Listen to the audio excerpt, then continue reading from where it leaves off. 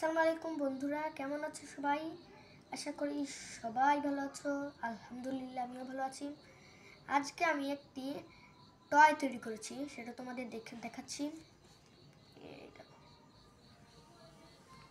এটা বানানো, এটা নির্মাণ সম্বন্ধ বলছি এখন। এটা তৈরি করার জন্য লাগবে সাইবল গামি নামক একটি চকলেটের খোলস।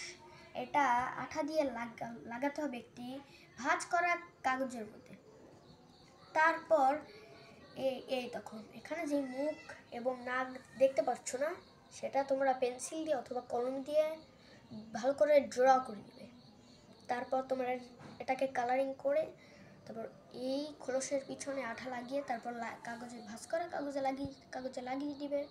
তারপর আঠা যখন শুকিয়ে যাবে দেখতে পারবে হয়ে গেল একটি খেলনা। তাহলে তোমরা বানিয়ে ফেলো এরকম একটা খেলনা।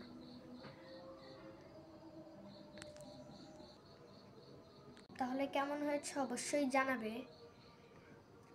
আমার আমার কাছে এটা অনেক ভালোই লাগছে। তাহলে তোমরা এরকম একটি খেলনা তৈরি করে ফেলো। তাহলে আজ এই পর্যন্তই। সবাই ভালো থাকবে, সুস্থ থাকবে। আসসালামু আলাইকুম, আল্লাহ হাফেজ।